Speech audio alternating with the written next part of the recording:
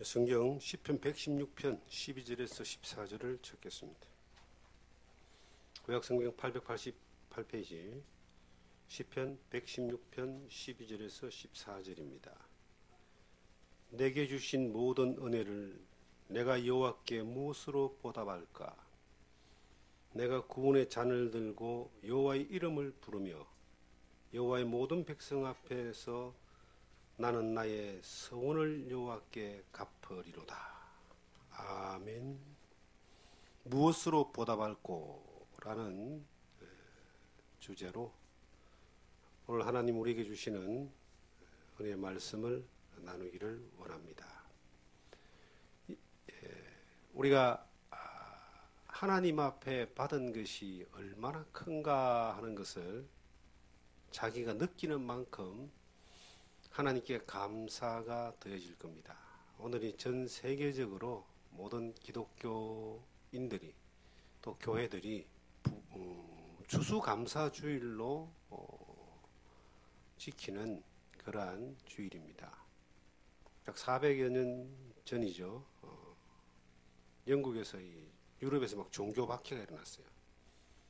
그 종교박해를 피해서 종교의 자유를 찾기 위하여 청교도들 이라고 하는 청렴하고 정말 복음적이고 하나님만을 섬기는 사람들이 102명이 배를 타고 신대륙을 향해서 출발했습니다.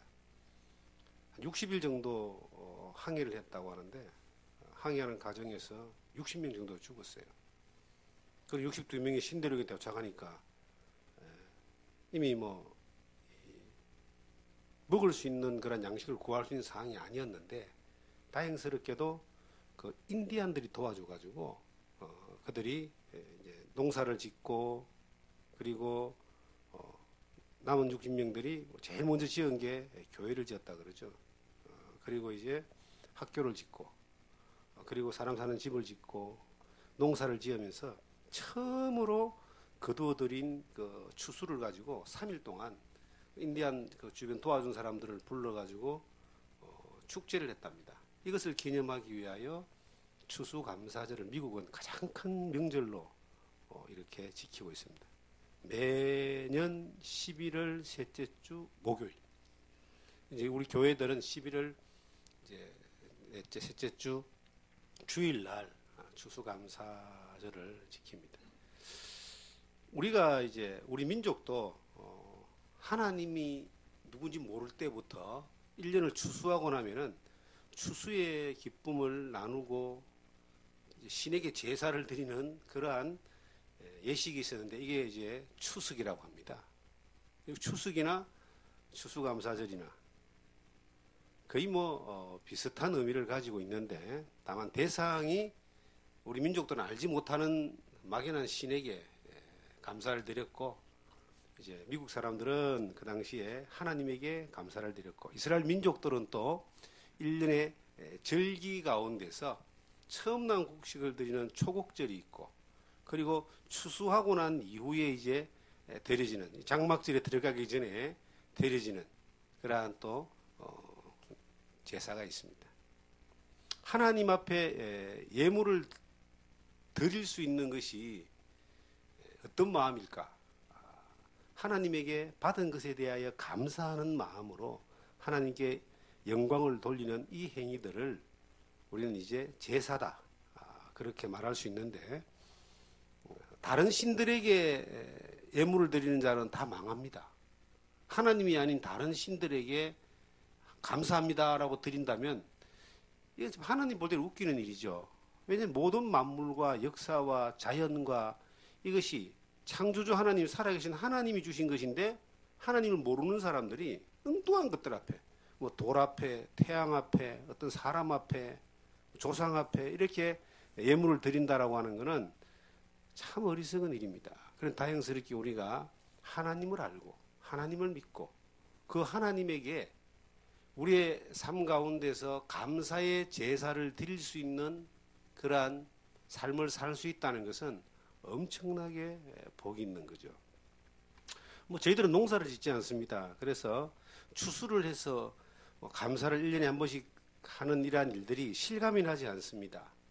농사를 짓는 사람들은 아마 추수를 하고 난 뒤에 뿌듯함과 그 감사함은 이루 말할 수 없을 겁니다. 특별히 예수를 믿고 하나님 믿는 사람이, 농사를 짓는 사람들은 더 하나님의 섭리와 도우심을 많이 경험하면서 농사를 지을 거예요.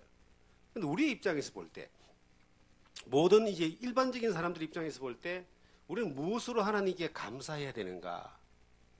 저는 사람들을 이렇게 만나보면요, 삶 자체를 불평하고 불만하는 사람들이 있어요. 빨리 죽어야 되는데. 실질적으로 뭐 죽고 싶은 마음이 있는지는 몰라도 빨리 죽어야 되는데, 죽고 싶다. 이런 사람들이 의외로 주변에 많이 있어요. 젊은 사람들도 염세주의자들이 있습니다. 사는 자체가 의미가 없고, 아이고, 막 빨리 세상이 끝났으면 좋겠다. 이렇게 이야기하고 아무런 소망 없이 인생을 불평스럽게 사는 사람들이 많이 있어요. 어떤 사람은 자기 태어난 것을 원망하기도 하고요. 사는 자체를 너무 힘들어하고 원망하기도 합니다. 그런데 이런 사람들은 삶의 태도가 굉장히 잘못된 겁니다.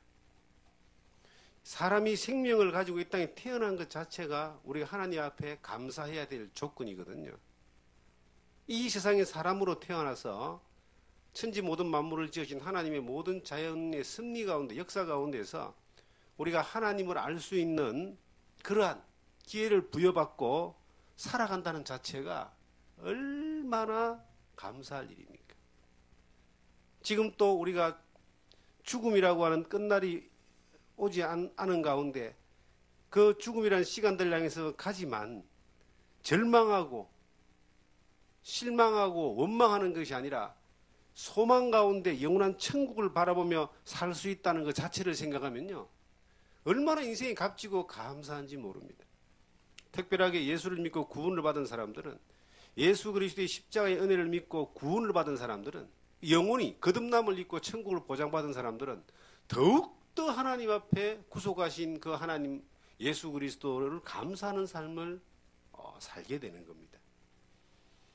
사람들은 자기가 살아가는 삶이 얼마나 축복된 것이고 얼마나 이것이 은혜로운 것인가를 알지 못할 때 인생의 이 살아가는 시간의 대부분을 불평하고 불만하고 절망하고 원망하고 그리고 낙심하면서 스스로를 한탄하면서 그렇게 사는 거예요. 그것을 가슴속에 아듬고 사니까 이 시한폭탄처럼 불평이 막 한번 터져 나올 때 제어하지 못하고 막 사고가 일어나고 그런 일들이 벌어집니다. 그런데 하나님을 믿는 사람들은, 예수 그리스도로 말미암아 구원을 받은 사람들은 그 안에 기본적인 감사함이 있습니다.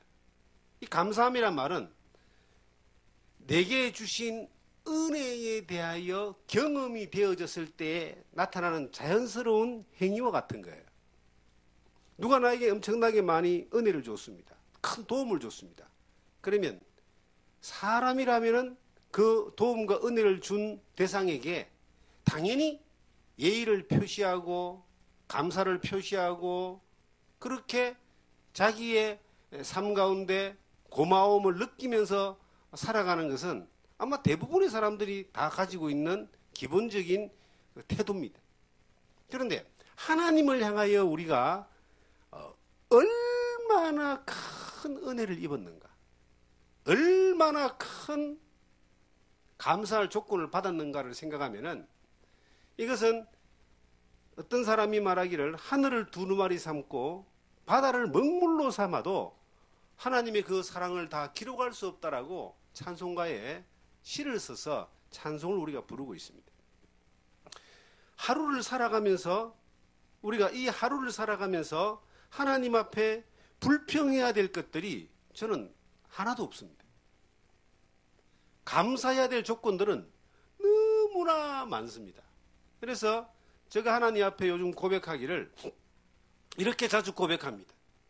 우리 성도님들도 많이 들었을 거예요. 실질적으로 말로가 아니라 삶 가운데서 그런 고백이 나옵니다. 하나님, 너무너무 잘해주셔서 감사합니다. 하나님이 주시는 그 은혜를 다윗은 무엇으로 보답할꼬 이렇게 오늘 본문의 말씀에 기록을 하고 있습니다.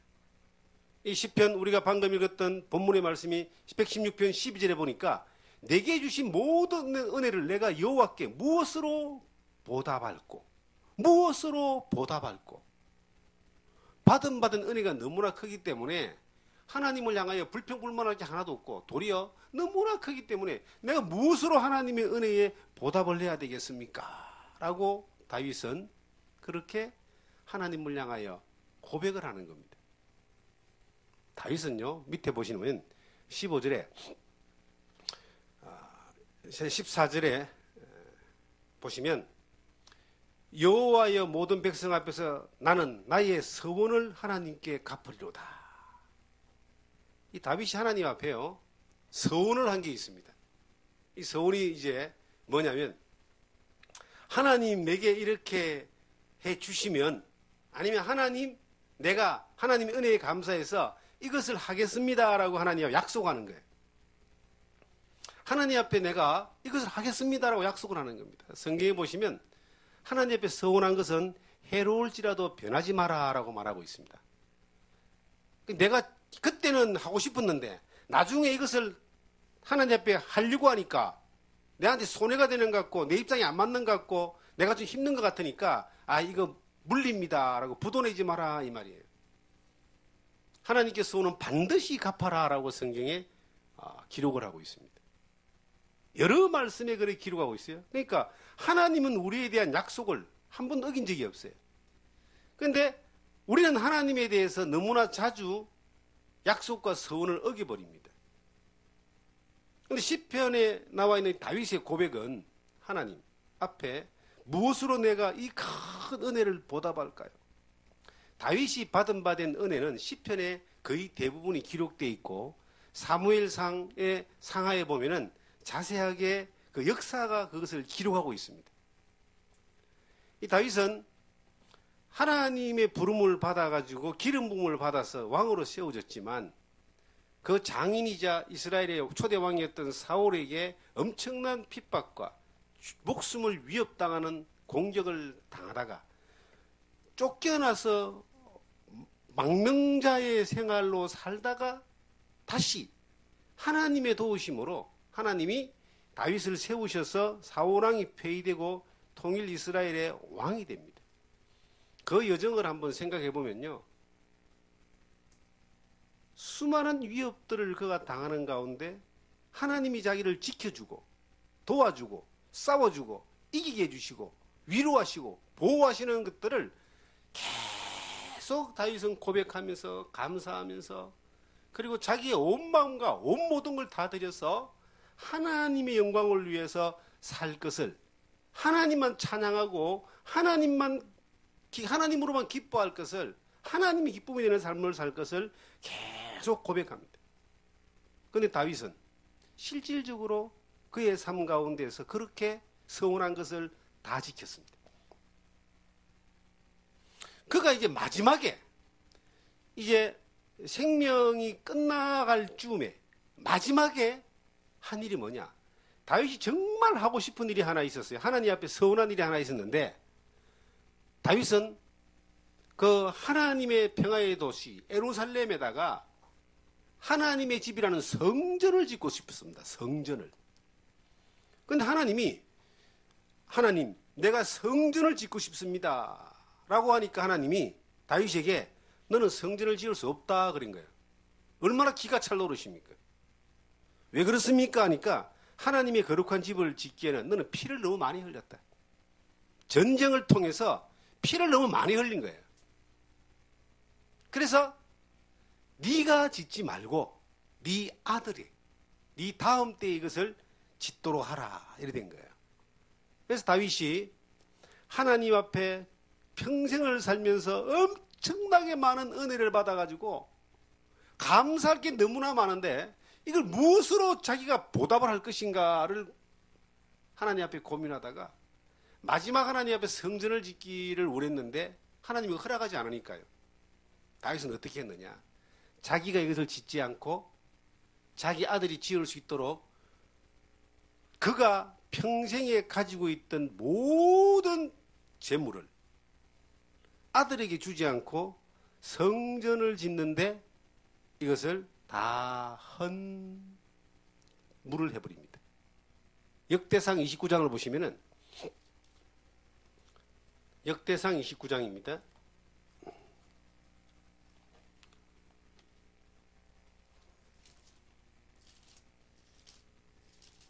다윗이 마지막에 기도를 하면서 이렇게 이제 유언과 같은 기도를 하고 하나님 앞에 서원을 마지막에 딱 지키면서 다윗의 행적은 끝이 납니다. 29장 17절부터 쭉 내려오면은 이제 다윗이 그 일생의 모든 것들을 다 하나님의 곳간에 다 드리는 것들을 다 하고 난 뒤에 1절부터 9절까지 그 내용이고요. 그 다음에 이제 12절을 보겠습니다. 부와 기가 주께로 말미암고 또 주는 만물의 주제가 되사 손에 권세와 능력이 있사오니 모든 사람을 크게 하심과 강하게 하심이 주의 손에 있나이다. 하나님, 우리 하나님이여 이제 우리가 주께 감사하오며 주의 영화로운 이름을 찬양하나이다. 나와 내 백성이 무시개 이처럼 즐거운 마음으로 들을 힘이 있었나이까. 모든 것이 주께로 말미암아 사오니 우리가 주의 손에서 받은 것으로 주께 드렸을 뿐이니다. 우리는 우리 조상들과 같이 주님 앞에서 이방 나그네와 거류면 되리라. 세상에 있는 날이 그림자 같아서 희망이 없나이다. 우리 하나님 여호와여, 우리가 주의 거룩한 이름을 위하여 성전을 건축하려고 미리 저축한 이 모든 물건을 다 주의 손에서 왔사오니 다 주의 것이니이다. 나의 하나님이여, 주께서 마음을 감찰하시고 정직을 기뻐하시는 줄을 내가 아나이다. 내가 정직한 마음으로 이 모든 것을 즐거이 드렸사오며 이제 내가 또 여기 있는 주의 백성이 주께 자원하여 드리는 것을 보니 심히 기쁘도소이다. 이 다윗이요, 자기의 가지고 있는 모든 재물과 소유의 모든 재산을 하나님의 성전을 짓는 데에 이것을 다 드려버려요. 그래서 이 솔로몬이 7년 동안 자기 성을 건축할 때에 가장 중심에 이 성전을 건축합니다. 황금의 집이라 그래요. 예루살렘 그 성전이 안에 전부 다가 거의 뭐 황금으로 다 이렇게 지었다 그럽니다. 이 다윗이 그 평생에 받은 바 된 그 놀라운 하나님의 은혜를 감사함으로 그가 가졌던 하나님의 그 놀라운 은혜를 하나님 앞에 무엇으로 보답할 것인가, 말로만이 아니라 자기의 신앙의 마지막 고백을 통해서 보답하고 싶었는데 그것이 성전을 건축하는 거였어요. 자기가 못하니까 그의 아들 솔로몬이 건축하게 하기 위하여 건축할 수 있는 모든 재물을 다 준비해서 보관해놓고 유언하고, 그리고 다윗은 그 세대를 끝이 났습니다. 자, 저는 이제 이런 생각이 들어져요. 제가 이 강원도와 인연을 맺은 것은 1988년도입니다. 강원도에 와보지 않았고 강원도에 대하여 알지도 못했는데 제가 복음을 전하는 전도자의 생활을 할 때에 마산을 거쳐서 부산을 통하여 울산으로 가서 이제 교회를 개척했던 그러한 과정에서 하나님 앞에 서원을 했습니다. 하나님, 저는 강원도에 가서 복음을 전하겠습니다. 사실 그때가 88년인데 지금 2018년이 전에 30년이 지났잖아요. 제가 30년 지날 때까지 이렇게 건장하게 살아있고 혹은 또 뭐 이렇게 길게 목회를 할지 예상도 못했고 상상도 못했습니다.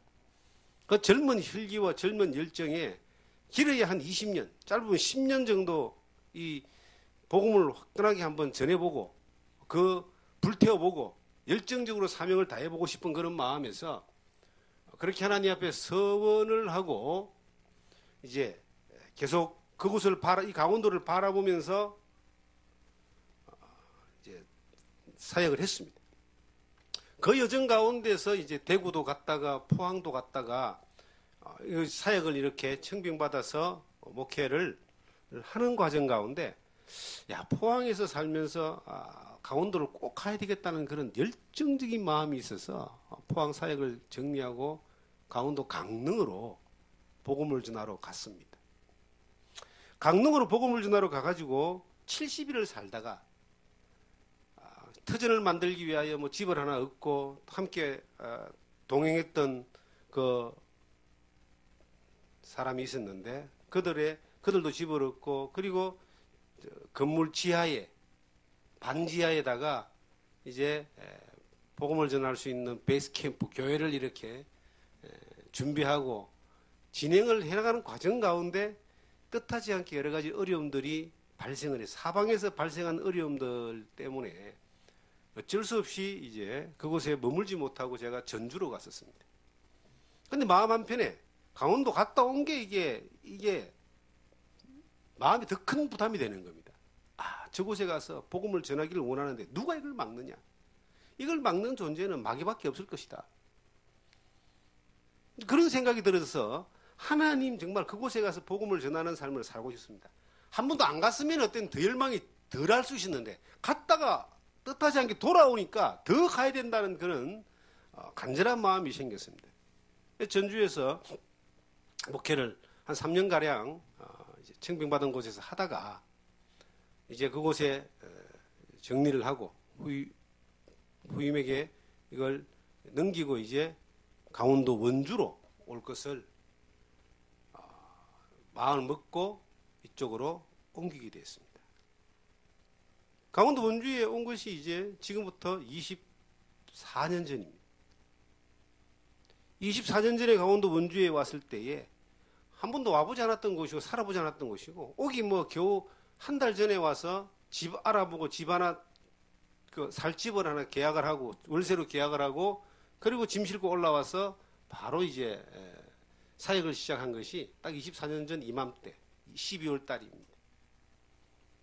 그리고 이제 이곳에서 살면서 하나님 앞에서 했던 서원을 이루고 싶었던 거예요. 약속한 거. 이거 내가 어려우니까 아닙니다. 환경이 바뀌었으니까 이거 포기합니다. 안 됩니다. 이렇게 밀어내는 것이 아니고 하나님 앞에 서원한 것을 지켜야 되는 이유가 뭔가? 의무적으로 우리가 서원한 것은 해로울지라도 변치 마라고 하는 어떤 하나님 앞에 약속적인 것뿐만 아니라 저는 더 중요한 것이 개인적으로 하나님 앞에 감사한 것에 대한 삶을 통틀어서 하나님이 내게 주신 그 큰 은혜에 대한 그 감사에 대한 하나의 보답인 겁니다.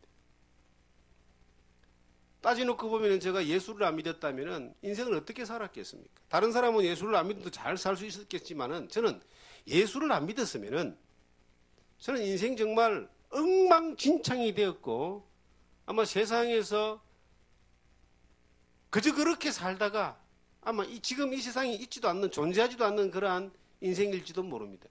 건강상으로도 그렇고 기질상으로도 그렇고 또 젊었을 때 가졌던 어떤 그 꿈, 야망이라고 하는 것들이 온통 전 돈이었고 권력이었고 세상에서 좀 더 남보다 더 잘 살고 싶은 것이 온통 전부였던 그런 그 젊은 날에 어린 날에 그 꿈을 가지고 있었던 사람입니다. 그건 이제 그 어릴 때 책을 이래 본 게 뭐 무협지나 아니면 대하 소설이나 이런 것들을 어떻게 많이 보게 돼 가지고 조금 일찍 어떤 그런 어린 나이부터 세상을 향한 야망을 많이 품었는지도 모릅니다. 그런데 그 중요한 기로에 예수를 믿고 난 이후에 그 예수를 믿고 난 이후에 내가 예수 믿고 하나님의 자녀되고 영생을 얻고 난 이후에 거듭남을 경험하고 난 이후에 예수님을 주님으로 영접하고 난 그 이후에 인생의 방향이 바뀌어졌습니다. 땅에 있는 것이 아니라 하나님의 기뻐하는 것이 뭔가 하는 것들을 쫓아가게 되고 삶의 진정한 가치가 잘 먹고 잘 살고 부자 되는 것이 아니고 내 영혼이 하나님 안에서 구원받았어. 구속함을 입어서 하나님의 자녀가 된 것이 잠깐 있다가 사라진 이 세상에서 영원한 생명에 대한 그 보장과 소망이 생긴 겁니다. 그리고 썩어지는 잠깐 있다가 사라지는 것이 아닌 썩지 않은 영원한 것들을 위해서 살 수 있는 가치가 생긴 겁니다. 그리고 그 가치를 따라서 완벽하지 않고 부족한 투성이지만 그쪽을 바라보면서 살아가게 됐고 그렇게 살다 보니까 지금 30년하고도 8년을 주 안에서 은혜 가운데서 살아온 거예요. 만약에 내가 예수를 안 믿었다면 어떻게 됐을까?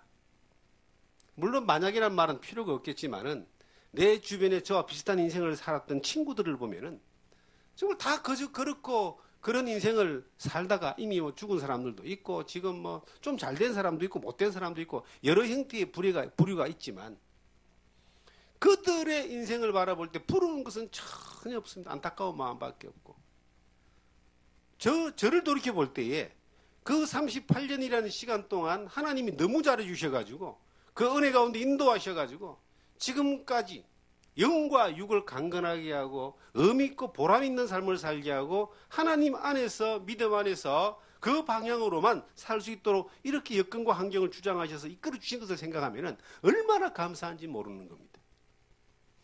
하나님 앞에서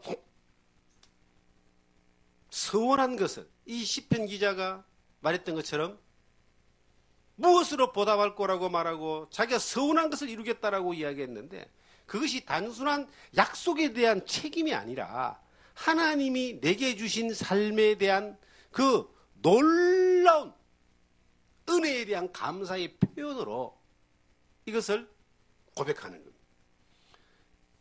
원주서 강원도에서 복음을 전하고 교회를 세우고 이래 살다가 서울로 어떻게 가게 돼가지고 서울에서 2년 조금 넘는 시간들을 사역과 목회를 하면서 하나님이 때에 필요한 것들을 그곳에서 하게 하셨던 것에 대하여 저는 감사를 드립니다. 어쩌면 하나님이 그 일을 위해서 나 같은 사람들을 준비해놨다가 야구로 말하면 구원투수죠. 그 어려운 상황에서 투입이 돼서 어려운 일들을 다 해결하고 정리하고 난 이후에 그 무리는 그 교회와 그 무리들은 그 무리대로 살아갈 수 있도록 길을 열어주고 그리고 하나님이 저를 다시 이 원주로 오게 하신 이유가 뭘까? 하나님은 자기 일을 그렇게 하셨지만 하나님은 저에게 또 한 번의 기회를 주셨다고 저는 그렇게 봅니다. 서원한 것을 이룰 수 있는 기회를 주신 거예요. 강원도 땅이 젊은 날 한참 복음의 열정이 있을 때에 이곳에서 복음을 전하는 일들에 대하여 서운했던 그 마음을 하나님이 잊지 않고 계신 것이에요. 하나님이 잊지 않고 그 일을 할 수 있도록 기회를 주신 것이다. 어떤 면에서는 제가 처음에 강원도를 꿈꿀 때에 도시적인 강원도를 꿈꾼 것이 아니라 산골. 제가 처음에 전주에 살면서 강원도로 이제 복음을 전하러 간다고 하니까 전주에 있던 성도들이 그렇게 저에게 물어봤습니다. 거기 가면은 초등학교는 있냐고. 사람들이 생각했던 그 강원도는 심신산골, 꼴짝이, 산이 많고 사람도 별로 안 사는 그런 곳이라고 생각했던 것 같아요. 저도 그렇게 생각했습니다. 저도 그렇게 강원도에 대한 생각은 북한하고 가깝고 산골이고, 좀 크지 않은 자그마한 시골 정도로 그렇게 생각하면서 살았었습니다. 와보니까 이제 강원도 원주 이래 와보니까 대단한 도시잖아요. 지금부터 더 큰 도시가 됐잖아요. 그런데 제가 다시 강원도 원주로 와서 상당히 많은 시간 가운데 하나님 앞에 감사하는 부분은 많았지만 하나님의 의도가 무엇인가에 대하여 참 기도하면서 많이 물어봤습니다. 그런데 하나님의 의도는 자기 영광이에요. 완벽한 것은 가장 명백한 이유는 하나님의 의도는 자기의 일을 자기가 하시고 자기의 영광을 자기가 받기를 원하시는 거예요. 우리는 뭐냐? 그냥 무익한 종에 불과한 겁니다. 그래서 하나님이 자기의 영광을 받기 위해 자기 일을 하기 위해서 서울로 가게 했다가 그곳에서 다시 원주로 다시 돌아오게 하는 이 모든 과정이 그 섭리라고 하는 손길이 내가 이해가 안 될 부분 풀 수도 있고 내가 손해봤다고 생각할 수도 있고 내가 피해봤다고 생각할 수도 있고 혹은 내가 큰 이득을 봤다고 생각할 수 있는 것은 현상적인 것이고 그 이유에 대해서 정확한 내용은 하나님 자기의 영광을 위해서 하나님이 일하시는 겁니다. 우리 모두가 꼭 알아야 되는 것 가운데 하나가 뭐냐면 하나님은 하나님의 자기의 경륜과 섭리대로 역사를 이끌어 가신다는 것을 우리가 인정하지 못하면 우리는 감사하는 사람이 못 됩니다. 예를 들어서 내가 몸이 아파요. 몸이 아픈 것에 대해서 하나님 어떻게 이럴 수 있습니까? 라고 대들고 불평을 하면은 이것은 하나님 볼 때 태도가 굉장히 잘못된 불순한 태도예요. 몸이 아플 때에 하나님이 나로 하여금 아프게 하시는 이유가 무엇입니까? 하나님의 의도가 무엇인가에 대하여 물어보고 겸손히 접근하면 하나님이 그 의도를 분명히 알게 해주시는 거예요. 어떤 사람은 몸이 아파서 병이 걸려서 하나님 앞에 제대로 된 신앙의 길을 가는 사람들이 있습니다. 어떤 사람은 자기가 원하지 않는 병을 당하고 난 이후에 그때 비로소 하나님 앞에 무릎 꿇고 나와서 하나님과 관계가 회복되는 사람이 있습니다. 우리가 하나님의 승리와 의도는요, 예를 들어서 우리가 넘어져서 팔이 부러졌어요. 팔이 부러져서 수많은 사람들은 기분 나쁘고 재수 없고 뭐 운이 안 좋고 이렇게 막 이야기할지 모르지만 예수를 믿는 우리들의 입장에서는, 하나님의 승리와 경륜을 믿는 우리들의 입장에서는 팔이 부러진 것에 대하여 다리가 안 부러지고 머리가 안 깨져서 다행입니다 라고 받아들일 수 있는 마음이 돼야 되고요. 그리고 이 팔이 부러지는 것마저도 하나님의 승리와 경륜 가운데서 어떤 의도가 있는가를 물어보는 것으로 접근하는 것이, 이것이 하나님을 아버지로 믿고 살아가는 사람들의 태도입니다. 하나님의 승리가 이해되지 않으면, 제가 지금 조금 전에 말한 것은 상당히 좀 비하된 그런 이야기일 수도 있습니다. 뭘 설명드리기 위해서 이런 말씀을 드리냐면은, 어떤 상황과 어떤 경우를 우리가 당하더라도 하나님의 승리를 이해할 때에 감사가 나오고, 그리고 그 감사를 통하여 하나님의 영광 받으신 일들로 이어져 갈 수 있다는 것이죠. 예를 들어 볼까요? 요셉이라는 사람은 나이 17살 때에 자기 형들에게 팔려가지고 잡혀 죽을 뻔하다가 형들에게 팔려서 인신매매를 당한 거예요. 미디안 상인들에게 팔려가지고 노예로 끌려가서 그것 또 팔려가지고 이집트의 그 바로왕의 장군이라는 보디발이라는 사람의 집에 종으로 또 팔려 들어가요. 거기서 열심히 했는데 또 모함을 당해가지고 또 감옥으로 또 들어가게 돼요. 그런데 요셉의 과정을 쫙 보면 그가 하나님께 감사했더라. 하나님이 그와 함께 하심으로 형통하였더라. 요셉은 하나님 앞에 감사했습니다. 어떻게 그 어린 나이에 그 억울한 일들을 한 번도 아니고 연달아 3번, 4번 그 억울한 일들 당하면서 거기에서 감사할 수 있을까요? 형통할 수 있을까요? 감옥 간 게 형통입니까? 그런데 요셉은 왜 그것을 감사함과 형통함으로 이해를 했을까? 그것을 하나님의 섭리로 받아들였기 때문에, 하나님이 자기를 통해서 일하시는 섭리의 손길의 과정으로 받아들였기 때문에 그걸 이해하니까 감사함이 되어지는 거예요. 그것이 하나님 믿는 사람들의 자세입니다. 내가 하고자 하는 일이 안 돼.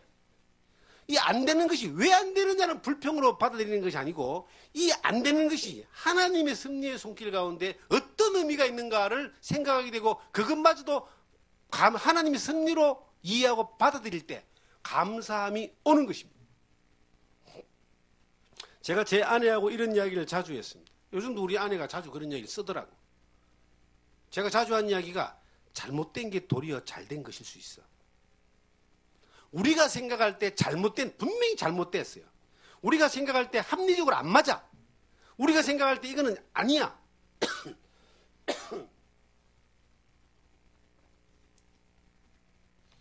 그런데 시간이 지나가고 나서 보니까 그게 잘된 것으로 되더라니까요. 왜 그럴까? 우리가 생각할 때 아니고 안 맞고 잘못됐고 불합리하다고 해도 하나님 앞에 불평을 하지 않기 때문입니다. 내가 이해하지 못할 따름이죠. 내가 그 너머에 있는 것들을 아직까지 발견하지 못했기 따름이죠. 하나님의 승리의 손길은 그 너머에 있는 것들을 준비해놓고 있잖아요. 그러니까 지금 내가 이해되지 않고 불합리하더라도 이것이 불평하고 불만하고 절망하고 원망하는 것이 아니고, 그래도 하나님의 승리를 보고 감사하는 거예요. 자주 쓰는 말입니다. 잘못된 일들이 있어요. 잘못된 게 잘못된 게 아니야. 잘못된 게 더 잘된 것일 수 있어. 왜? 하나님의 승리를 이해하는 사람만 그렇게 말할 수 있습니다. 그렇게 기다릴 수 있습니다. 저는 나이가 어릴 때, 30년 전에 제가 결혼하고 신혼 초에 바로 강원도에 복음을 전하는 일로 하나님 내 일생을 드리겠다고 하나님 앞에 서원을 했습니다. 제가 하나님 앞에 두 가지 서원을 평생에 했는데 처음에 서원은 제가 결혼하기 전에 25살 때에 처음으로 복음을 전하는 전도자의 삶을 살기 위하여 출발할 때에 하나님 이 길을 가야 됩니까? 가지 말아야 됩니까?를 고민하면서 도대체 하나님이 답을 안 주니까 그리고 성숙한 믿음이 아니었기 때문에 열정만 있었지 믿음이 없었어요. 그 당시에. 그래서 하나님 앞에 제가 저 마산이라는 곳에 가서 교회를 개척하겠습니다. 아무도 없고 아무것도 없는데 그곳에 6개월 안에 교회가 세워지면은 그때 저는 하나님이 저를 쓰시고 부르신다고 확신을 하고 복음을 전하는 삶, 하나님의 말씀을 영혼을 살리는 일을 위하여 평생을 하나님께 드리겠다고 그렇게 이야기했습니다. 그리고 만약에 6개월 안에 이 교회가 세워지지 않으면 저는 이 길 자체를 접어버리겠습니다. 복음 전하는 일 살지 않고 평범한 삶을 살면서 예수를 믿겠습니다. 그리고 보따리 사고 정말 마산으로 갔습니다. 부산을 떠나서 마산으로 가서 복음을 전했는데 놀랍게도 6개월 안에 교회가 세워져 버린 거예요. 저는 내가 했다고 생각하지 않습니다. 하나님이 그렇게 하셨다고 받아들였기 때문에 하나님 나를 쓰신다고 받아들였기 때문에 그 약속대로 그것이 비록 확신찬 서원은 아니었지만 기도원이 하나님 앞에서 딜을 하잖아요. 자기 미디안에서 이 이스라엘을 구원하기 위하여 기도원을 하나님 불렀다니까 왜 나를 부르십니까? 정말 나를 불렀다면 난 증거를 보여달라고 손뭉치를 하나 놔놓고요.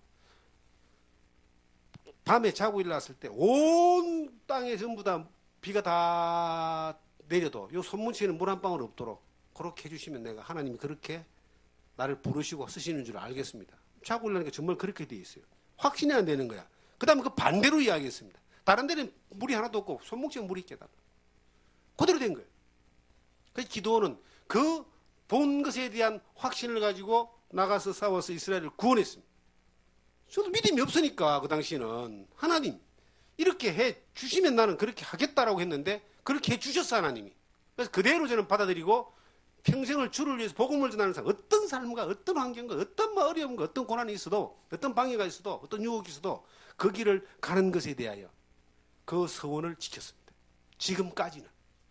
앞으로는 모르겠습니다.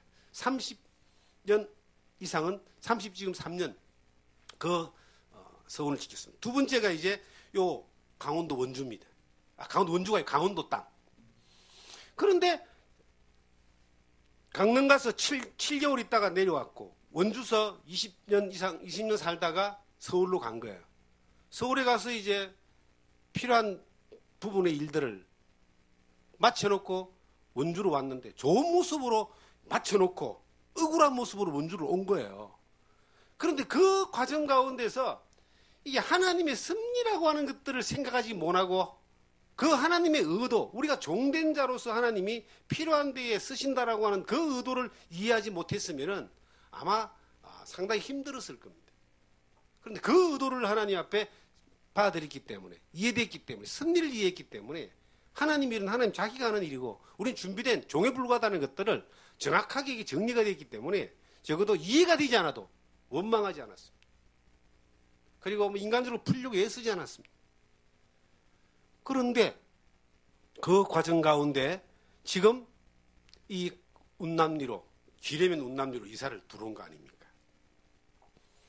그 여건과 환경들을 우리가 만들래야 만들 수 없는 겁니다. 그럴 수 있는 능력도 없고 힘도 없고 그럴 어떤 재주도 없고 생각도 없는데 어떻게 하나님이 그것을 싹 불어가지고 이곳으로 이사를 오게 만드는 거예요. 이곳에 와서 조금 편안한 목회를 하고 싶었습니다. 그리고 좀 정말 이 신경 쓰지 않고 애쓰지 않고 힘쓰지 않고 편안한 목회를 할 수 있습니다. 그럴 수 있는 여건들이 되어 있었잖아요. 그런데 하나님의 의도가 그것이 아닌 걸 어떻게 합니까? 하나님은 제가 서원한 것에 대하여 하나님이 있지 않은 거예요. 하나님이 있지 않고 계시기 때문에 그 서원한 것을 이루어갈 수 있도록 이끌어 가시는 것을 저는 고백할 수밖에 없습니다. 이곳에 왔어도 그렇고 여기 지금 교회가 세워지면서 1년 전에는 그냥 잡초만 가득했던 땅 아니었습니까? 여기 지금 예배당이 씌워졌습니다. 아주 뭐 하나님 영광 받으시기에 합당한 그러한 예배당이 씌워졌습니다. 왜 이것을 예배당을 우리가 짓고 건축하고 이곳에서 하나님 말씀을 복음을 전하는 터전이 되고 하나님 영광을 받으시는 터전이 되기 위하여 이 많은 것들을 헌신하고 드리면서 이것을 건축하고 또 이렇게 진행을 하느냐. 저는 이렇게 고백할 수밖에 없습니다. 내 입장에서는 하나님이 내게 주신 은혜가 너무나 크기 때문에 무엇으로 보답할고 내 삶을 통하여 하나님이 너무 잘해주신 것에 대한 보답이 이 전을 건축해서 이 전을 통하여 하나님 홀로 영광 받으시고 이뤄진 영혼들이 구원받는 주님에게 나오는 귀한 통로로 사용되어지는 것들이 되기를 원하는 겁니다. 내 입장에서는 하나님이 주신 은혜가 너무나 커요. 다윗이 자기의 모든 것을 다 바쳐서 마지막 자기 아들 대의 다윗은 자기가 못 짓고 하나님은 다윗에게는요 성전을 건축하는 복을 주지 않았어요. 왜? 전쟁을 통해 피를 너무 많이 흘렸기 때문에. 그 피 흘린 손으로 하나님이 거룩한 전을 건축하는 것을 하나님이 원하지 않았어요. 그래서 그 아들 솔로몬은 놀랍게도요 40년 태평성대로 그 주변 나라들을 전체 다 다스리는 거대한 요즘으로 말하는 미국과 같은 패권 국가였습니다. 중동 땅에서. 그런데 솔로몬은 전쟁을 한 번도 안 했어요.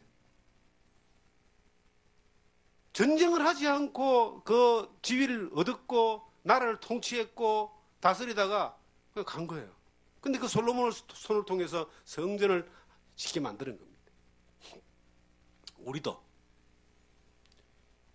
하나님이 자기의 승리 가운데서 이곳에 이 땅에 하나님은 하나님이 영광 받으시고 복음이 전해질 이 전이 지어질 것을 하나님이 준비하고 계셨다. 그리고 우리가 이해 안 되는 그런 환경과 여건과 과정 속에서 훅 불어넣어가지고 이곳에서 지금 뚝딱 이 예배당이 건축되어지는 그러한 일들을 허락하신 거예요. 자, 여기서 어떤 일이 벌어질까요? 오늘도 기적이 일어났습니다. 우리 바로 옆에 계시는 우리 오달선 어르신이 예배당에 참석하신 것이 이게 하나님의 기적인 거예요. 이게 아마 제가 예외 중에 죄송합니다만은 교회를 다녀보신 적이 있으십니까? 예. 예. 지금 나이 80대셨는데 78인가 그러시죠? 예. 이 78 되신 분이 이 집 옆에 예배당이 생기니까 지금 우리 교회 지금 세 번째 예배 시간에 지금 예배당에 오셨어요. 참 감사하게 지난주에 오셔가지고 예배당이 1층에 있는 줄 알고 돌아보시다가 가셨다는 거예요. 1분 뒤에 또 오셨어요. 저는 이곳에서 이런 말을 했습니다. 한 영혼만 주님 앞에 돌아와도 이 건물이 지어진 것에 대한 모든 대가는 우리가 더 받은 것이다. 그런데 앞으로 주님 오시는 그날까지 이곳에 이 전이 세워져서 복음을 전하는 일들을 하게 될 겁니다. 많은 사람들이든 한 사람이든 하나님이 보내주시는 하나님의 승리 분명히 있습니다. 제가 서울에서 2년 조금 넘은 동안 열심히 주어진 일에 했는데 사역을 했는데 해석을 이렇게 하시는 분들이 계시더라고요. 거기서 여러 가지 뭐 어려움도 있고 힘겨운 일도 있고 많은 일들을 하기도 하고 뭐 또 실수도 하기도 하고 했겠죠. 그런데 어떤 분들이 이런 고백을 하는 거예요. 목사님이 서울 오신 것은 나를 위해서 왔다. 목사님을 만나지 않았다면은 나는 하나님이 정말 진정 기뻐하시는 이 신앙의 세계, 하나님이 기뻐하는 참다운 믿음의 길을 몰랐을 것이다. 그래서 목사님은 서울에 오시는 것 때문에 많은 대가를 지불하고 또 갔다 가는 가운데 많은 어려움들을 겪었다 할지라도 그것이 자기를 위해서 그렇게 하셨다라고 그런 이야기를 몇 분이 고백하는 걸 제가 지나가는 시간 가운데 들었습니다. 근데 가만히 듣고 보면요, 맞는 거예요. 하나님의 섭리 가운데서 그분들에게 하나님이 하나님을 사모하는 그들에게 은혜를 주셨다라고 봐요. 물론 다른 분들도 어떤 뭐 영향을 받았는지는 모르겠지만 지금 여기에서 우리가 이 길의 땅 이 산골 아닙니까? 해발 여기가 330m거든요. 고도계를 딱 쳐보면 330m가 나와요. 원주 시내보다도 한참 이래 높은 곳에 있습니다. 산골인데 이 산골에 사람도 별로 안 서는 이곳에 왜 하나님이 여기에 예배당을 짓게 하시고 또 저를 이곳으로 불러 훅 밀어가지고 살게 하시면서 이 일을 하게 하시는가? 어느 누군가에게 정말 하나님을 찾고자 하는 사람, 하나님이 사랑해줘야 되는 사람, 예수 그리스도의 복음이 꼭 필요한 사람들이 여기 이곳을 통해서 연결되어져야 될 사람들이 반드시 있기 때문에 하나님이 그 일을 하게 하신 것이다. 그 시간은, 그 섭리는 시간이 지나고 가는 가운데 분명히 드러날 것이다. 우리는 몰라요. 우리가 지금 지나가는 과정 가운데서 이것이 하나님의 섭리구나라고는 받아들이고 너무 감사합니다라고 찬양드리고 하나님께 기쁨의 제사를 드릴 수는 있지만 그 뒤에 일어나는 일들의 세계에 대해서는 우리가 알 수가 없어요. 우리가 뭐 예언자도 아니고 선지자도 아니고 모릅니다. 그러나 분명한 것은 하나님의 선하신 뜻을 따라서 성령이 이끄시는 대로 믿음으로 하나님 앞에 우리가 나아갈 때에 하나님이 선하게 이루시는 그 일들을 보게 된다는 거죠. 우리가 하나님 앞에 무엇으로 그 은혜를 보답할고 내가 살아가는 삶이 아무 생각 없이 사는 사람만큼 참 불쌍한 사람들이 없습니다. 저희가 짐승을 키워보지만요 아무 생각이 없어요. 왜냐하면 영혼이 없기 때문입니다. 인간은 영혼이 있잖아요. 내 삶이 이렇게 아무렇게나 지나가도 되는 인생은 아무도 없어요. 하나님의 사랑이 필요 없는 인생도 아무도 없어요. 그런데 그 하나님 안에서 자기를 발견하고 자기에게 준 그 하나님의 은혜와 섭리와 사명과 소명을 발견할 때에 이 땅에 살아가는 삶 가운데서 하나님의 능력의 역사를 경험하는 놀라운 복을 누릴 수 있는 겁니다. 자, 여러분과 저는 똑같은 마음을 가지고 지켜볼 필요가 있습니다. 하나님이 어떤 일을 하실지, 어떤 섭리의 역사를 이끌어 가실지 우리가 보자는 겁니다. 같이. 그리고 그 안에서 나를 통해서 하나님이, 여러분을 통해서 하나님이 무엇을 이루기를 원하시는지를 어떤 손길을 하나님이 주셔서 우리에게 은혜를 주셔서 우리의 심령을 기쁘게 하고 하나님 영광 돌리는 삶을 살게 하시는지 이걸 잘 캐치해내고 잘 받아들여가지고 발견해서 정말 하나님 앞에 영광을 돌리는 날마다 감사의 제사를 드리는 날마다 우리가 하나님 앞에 영광의 제사를 드리는 그러한 여러분과 제가 되기를 주님 이름으로 축원드립니다.